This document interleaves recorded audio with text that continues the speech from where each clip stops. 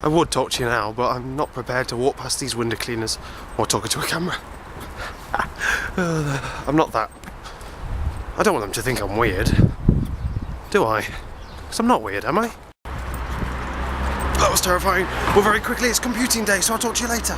Right then, so it is now 5:15, and what has gone on today, since today is very rushed morning because of said roofers. They weren't actually window cleaners, they were roofers. But anyway, what happened today was we went to physics and our physics teacher wasn't there, so we just did physics revision for our physics exam tomorrow. We then went to computing, and what did we do in computing? I figured out how to do my reading from a text file thingy using dynamic arrays and stuff so that I don't waste memory when I'm running my program, because chess is it's pretty big as it is. It's quite hungry because of how complex and how all the processors are, so I've got to reduce as much memory as possible by using a dynamic array, which is brilliant good fun. So managed to do that, and then I was helping teach out the year 10s, then helping teach the year 7s, and both of those were a little bit more mental than normal, so that was a bit of a stress ball. But the year 7s were, we kind of had help with the year 7s, but he wasn't very helpful. He was just kind of making the situation worse. But it was absolutely, they're all over the shop, it's absolutely unbelievable. I don't know why anyone would want to be a teacher, so I take my hat off to all the teachers who have to deal with that and put up with it on a day-to-day basis. And then we had computing club after school, which is henceforth why I am so late home. 2 hours late really, because I was doing programming club and then was talking to Miss after, playing cards and what have you. We've had a new influx of year 9s in programming club because they want to, before they are allowed to take it as GCSE, they need to know that they can program so they don't waste an option, because programming apparently isn't something that anyone can do. Some people just can't do it.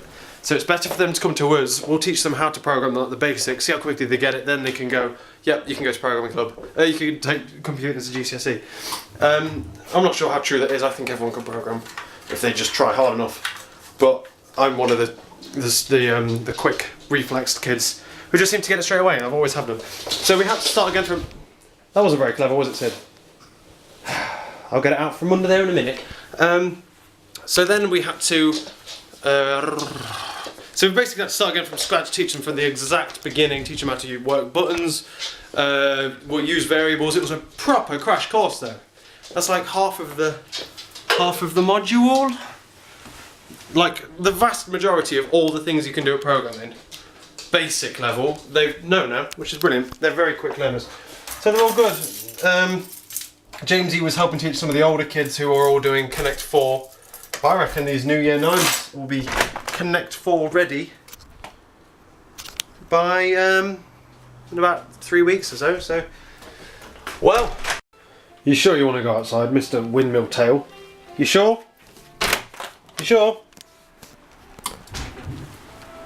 Oh, Sid, why don't you want to go outside? Damn it, I'm not tall enough. What's wrong with that, Sid? Don't you want to go outside now? You wanted to go outside a minute ago, Sydney. What's up? There's nothing wrong with outside, it's just a bit wet. Because it appears the heavens have opened. What's up? Don't you like getting wet in the rain? You'll happily go for a swim though, won't you, Motley?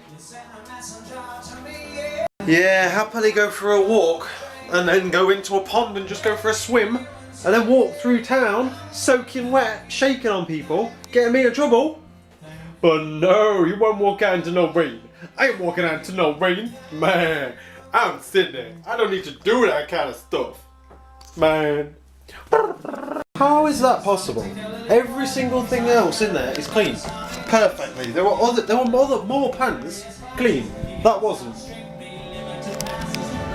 Blooming heck, a lot of time has passed. I completely forgot about you, I'm sorry. Basically I did some revision. I was revising some physics, and I think I'm at a stage in physics and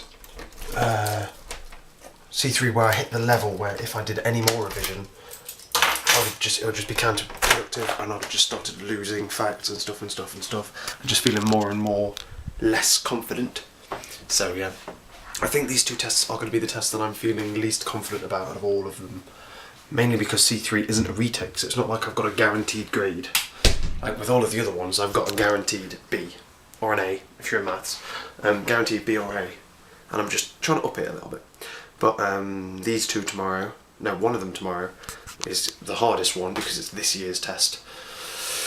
Is going to be just pure grade, and I need 90% or above to keep me in the A star range, which means that I'd rather have like 90%. I'd rather have like bomb it and then have to resit it, than get something like 85% and get an A, because then theoretically I can still get the A star with the next test, but then so yeah. Anyway, that's the test tomorrow. I've basically been revising. It's all good stuff. I feel relatively confident. Relatively. By relatively I mean like kind of not at all, but it's a good kind of not confident because it means good things. So I stopped revising at 9 and basically sat around doing just setting up the videos and stuff and watching other people's videos and blah blah blah. And then Father said, I'm going to watch Sherlock at 10, and I was like, yes, this is my opportunity to watch it the second time through. And I think the second time through, because I wasn't like as shocked, I'm not going to give anything away, I wasn't as shocked when things happened. I went like, whoa, whoa, whoa, what's going on here?